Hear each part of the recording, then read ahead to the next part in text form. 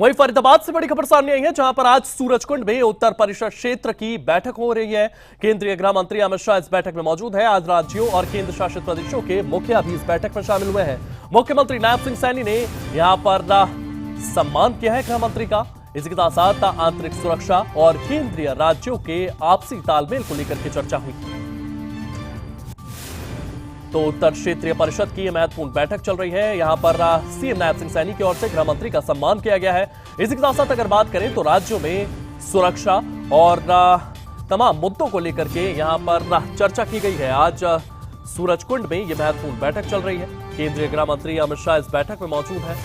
ये तमाम तस्वीरें आप देख रहे हैं। 8 राज्यों और केंद्र शासित प्रदेशों के मुखिया भी इस बैठक में शामिल हुए हैं। और इसी खबर को लेकर के हमारे सहयोगी दीपक गौतम हमारे साथ मौजूद है। दीपक, ये बैठक जो है ये लगातार चल रही है, इसको लेकर के और क्या कुछ जानकारियां सामने आ रही है? देखिए, बिल्कुल बैठक चल रही है। गृह मंत्री अमित शाह इसकी अध्यक्षता कर रहे हैं। कई राज्यों के मुख्यमंत्री यहां पहुंचे हुए हैं, गवर्नर पहुंचे हुए हैं, चीफ सेक्रेटरी पहुंचे हुए हैं और तमाम चीजें, जैसे सबसे बड़ी चीज ये कि केंद्र सरकार के साथ राज्य सरकारों का ये जो जितने राज्य यहां पहुंचे हैं, जैसे 8 राज्यों के मुख्यमंत्री यहां मौजूद हैं, तो इन राज्यों के साथ किस तरह से समन्वय बेहतर किया जाए, इन राज्यों में किस तरह से कोऑर्डिनेशन को बेहतर किया जाए, इसको लेकर चर्चा इसमें हो रही है। 29 सूत्रीय कार्यक्रम है जिस पर बैठक होनी है। 29 सूत्रीय एजेंडा है इसका, जिस पर इस समय डिस्कशन चल रहा है। तमाम चीजें, जैसे गांव-गांव तक इलेक्ट्रिसिटी कैसे पहुंचानी है, गांव में बैंकिंग सुविधा कैसे मजबूत करनी है। इसके अलावा अगर बात की जाए तो बच्चों के साथ या महिलाओं के साथ जो बलात्कार होते हैं, यौन शोषण के मामले होते हैं, उन्हें कैसे फास्ट ट्रैक कोर्ट में किया जाए, न्यायालयों की स्थापना ज्यादा से ज्यादा हो, इन तमाम चीजों को लेकर बात हो रही है। और सबसे बड़ी बात जो देखने को मिल रहा है वो देखने को ये कि इन तमाम बैठकों में चूंकि राज्यों के मुख्यमंत्री शामिल हैं, तो अपने अपने राज्य की समस्याओं को वो रखते हुए नजर आएंगे। उनका हल कराने की कोशिश कहीं ना कहीं होगी, चूंकि गृह मंत्री अमित शाह चेयर कर रहे हैं इस पूरी की पूरी बैठक को। और जैसा कि मैंने कहा कि तमाम मुख्यमंत्री अपने अपने राज्यों की समस्या बताएंगे। इसके साथ साथ अभी जिस तरह से फरीदाबाद में जिस तरह से व्हाइट कॉलर टेररिस्ट का जो भंडाफोड़ एक तरह से हुआ है, कई डॉक्टर्स पकड़े गए हैं, दिल्ली में जिस तरीके से धमाका हुआ है, इन तमाम चीज़ों पर चर्चा हो सकती है। पहले जो मैं बता रहा था वो ये कि किस तरह से राज्यों का कोऑर्डिनेशन बेहतर हो, किस तरह से गांव तक तमाम सुविधाएं जो है वो पहुंचे, राज्यों की अगर कोई समस्या है उनका समाधान किस तरीके से किया जाए।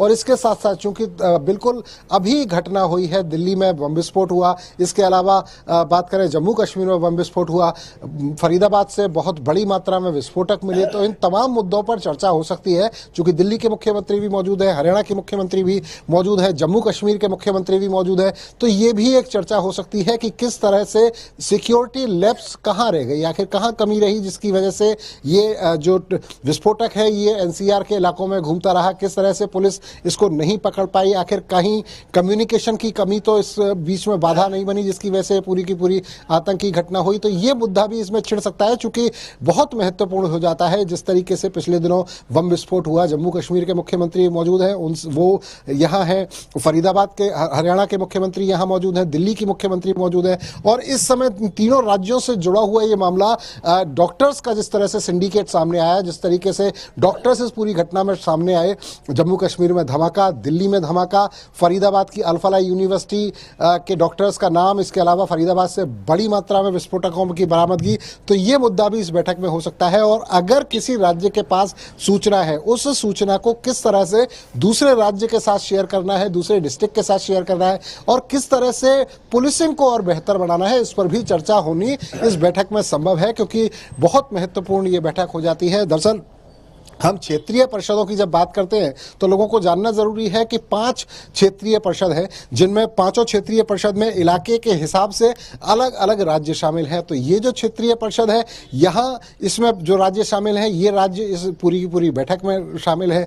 गृह मंत्री अमित शाह इसकी अध्यक्षता कर रहे हैं। वहीं उपाध्यक्ष जो हैं इस पूरी की पूरी बैठक के, वो मुख्यमंत्री नायब सिंह सैनी है। तो चर्चा अभी चल रही है। उम्मीद ये कि 2:30 बजे के आसपास तक ये पूरी की पूरी बैठक चलेगी। जाएगी और इस बैठक में कुछ बड़े निर्णय लिए जा सकते हैं। जी, लगातार इस तरीके की बैठक जो है दीपक ऑर्गेनाइज की जाती है और कहीं ना कहीं यहाँ पर जिस तरीके से एक विजन लेकर के सरकार चल रही है, 2047 तक भारत को एक विकसित राष्ट्र बनाना है, विकास के कार्य किस तरीके से किए जाना है, इंफ्रास्ट्रक्चर जो है उसे किस तरीके से डेवलप किया जाना है और राज्यों के समन्वय इस विकास की यात्रा के दौरान किस तरीके की होना चाहिए, इन तमाम मुद्दों को लेकर के भी इस मुद्दे के अलावा चर्चा होगी।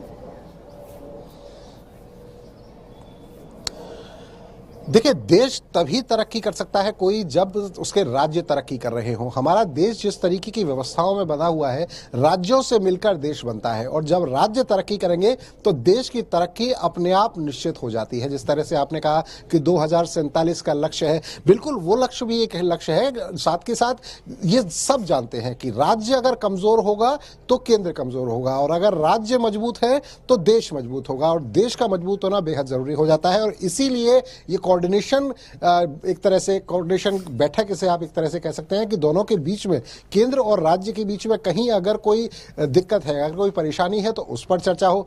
दो राज्यों के बीच के अगर संबंधों में कहीं कोई दिक्कत है तो उस पर चर्चा हो, उसका समाधान निकाला जाए। एक राज्य दूसरे राज्य से अगर कुछ अपेक्षाएं रखता है या केंद्र से अपेक्षाएं रखता है तो उनके बारे में बात की जाए। तो तमाम चीजों पर बात होती हुई इस बैठक में नजर आएगी और ये बहुत महत्वपूर्ण इसलिए हो जाती है कि जब राज्यों के मुख्यमंत्री मौजूद हैं, गवर्नर मौजूद है, चीफ सेक्रेटरी मौजूद है, तो प्लानिंग पूरी तरह से की जाएगी। जैसा मैंने बताया कि 29 सूत्रीय कार्यक्रम ये पूरा है और इस 29 सूत्रीय कार्यक्रम के बाद जो रिजल्ट निकलेगा, जी 29 सूत्रीय द्विपक्षीय कार्यक्रम है और इस कार्यक्रम में इन तमाम मुद्दों को लेकर के लगातार चर्चा की जा रही है। तमाम जानकारी के लिए आपका बहुत बहुत धन्यवाद। अब सीधे आपको